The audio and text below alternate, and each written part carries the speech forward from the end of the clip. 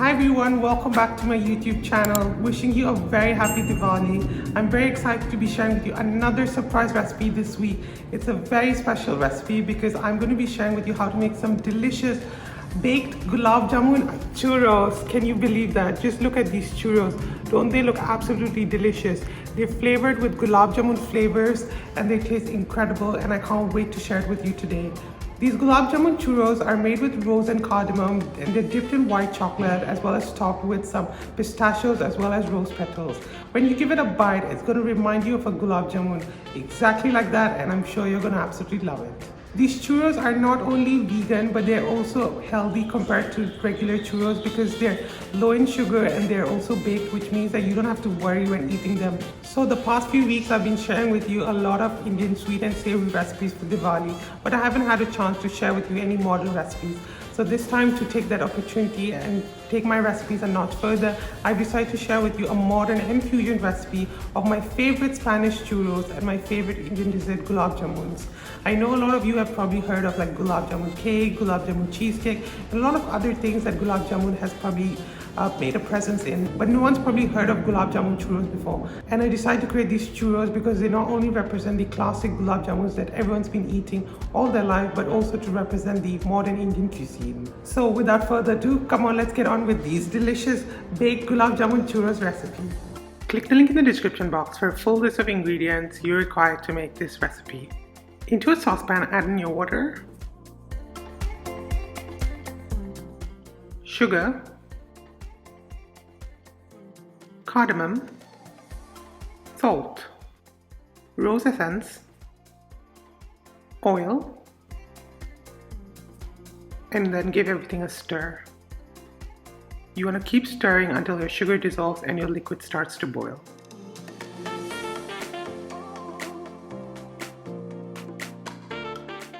Once your liquid starts to boil, turn off the heat and add in your flour. Mix well until everything is well combined. This might be an arm workout, but I promise you this is going to be all worth it at the end. Make sure to work as quickly as possible.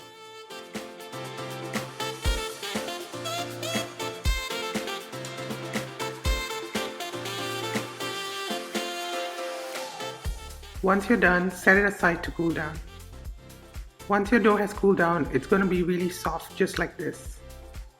If your dough is really hard and dry, you want to heat it up for a couple of seconds more so it loosens up and becomes soft so that you can easily pipe it out. For this recipe, you need a piping or a Ziploc bag as well as a star tip, just like this one. Once your dough has cooled down, now prepare your piping bag and transfer your dough into the piping or Ziploc bag.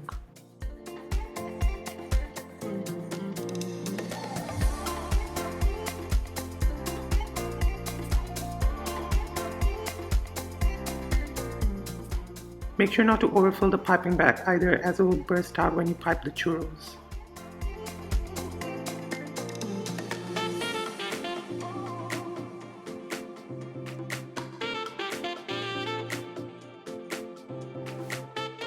Once you're done, you want to pipe your churros into a lined baking tray. You want to pipe each churros about 8 cm long, longer or shorter, or as desired. You can use the scissors to help you snipe off the ends. Make sure to leave a bit of space between each churro. You want to repeat this step until all your dough is over.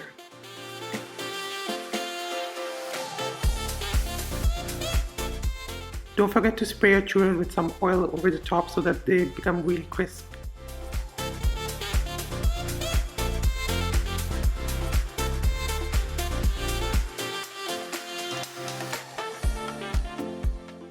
Once you're done, bake your churros until they're slightly golden brown.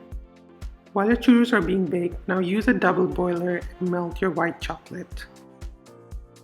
Use a spoon and keep stirring until all your white chocolate has completely melted.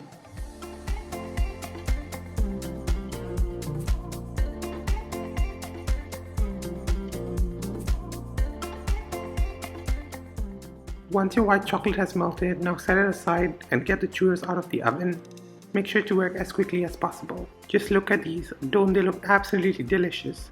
Don't worry, they're not deep fried. They look really crispy, don't they? Once your churros are baked, now dip them halfway through into the white chocolate. You want to work as quickly as possible before your chocolate cools down.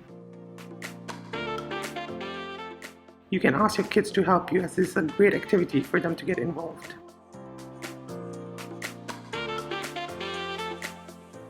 Just look at these churros, don't they look absolutely delicious? But we're not done. Once you're done, you want to sprinkle your churros with some crushed pistachios.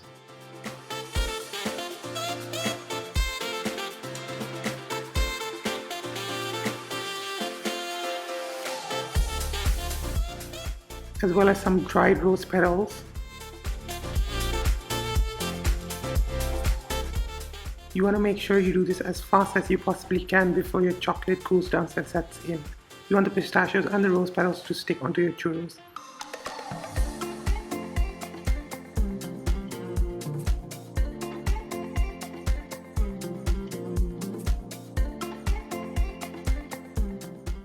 This is what you call beauty. Don't these look absolutely delicious and mouth-watering? I kid you not, you wouldn't even realize that they're actually baked. I do hope you get a chance to try these out whenever you're craving for a Gulab Jamun. Don't forget to like, share and subscribe. I look forward to sharing with you another incredible recipe next week. See you then and have a happy weekend.